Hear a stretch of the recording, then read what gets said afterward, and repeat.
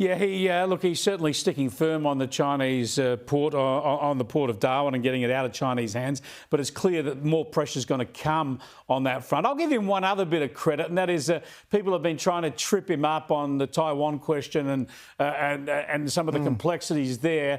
And he's held pretty firm. I think his line's been pretty secure. Have a look at this. What we do is continue to support a one China policy. We support the status quo. By definition, we don't support any unilateral action on Taiwan. That's been our position for a long period of time. Nothing's different there.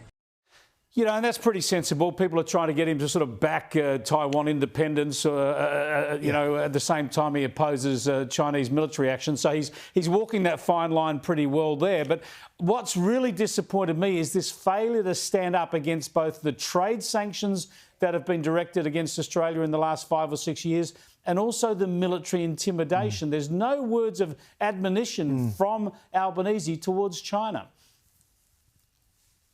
Well, look, you're right. He's right to focus. The Prime Minister's right to focus on strategic ambiguity, the Shanghai communique that Nixon and Kissinger forged with the Chinese leadership in 1972. Even the Americans abide by that policy of strategic ambiguity.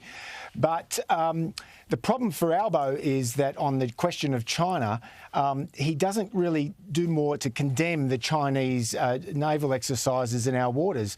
And at times in the past, not on this trip, but in times in the past few months, he has tried to draw a moral equivalence between the Chinese conduct in Australian waters and what the Australian naval exercises do in the South China Sea. They're completely different issues. In the Great Australian Bight and the South waters of Australia are not hotly contested territorial waters. They're not under legal claims.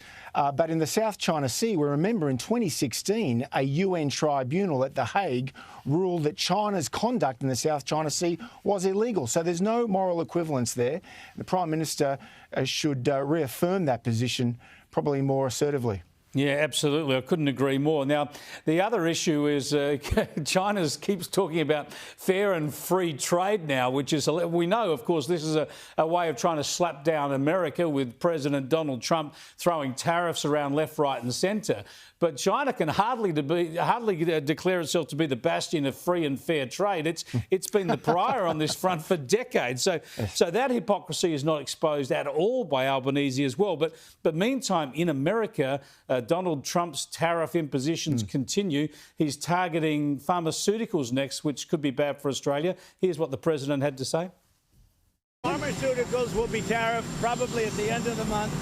And we're going to start off with a low tariff and give the pharmaceutical companies a year or so to build, and then we're going to make it a very high tariff because we got to move them in. Look, there's two ways you do it. You make money or you have them move here so they don't have to pay the tariff.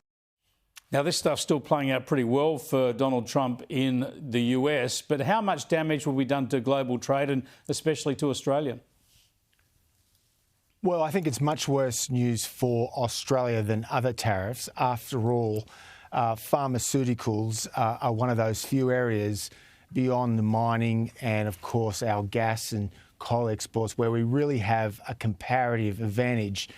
And our innovators do a tremendous job of converting complicated technology into commercial success. And that's no wonder why the ASX today lost $20 billion. Even more reason for Canberra to have greater access to Washington to try to cushion the blow. Yeah, Albanese needs to get that meeting with Donald Trump as soon as possible, doesn't he? Thanks for joining us, Tom. I appreciate it. Tom Switzer there from the Centre for Independent Studies.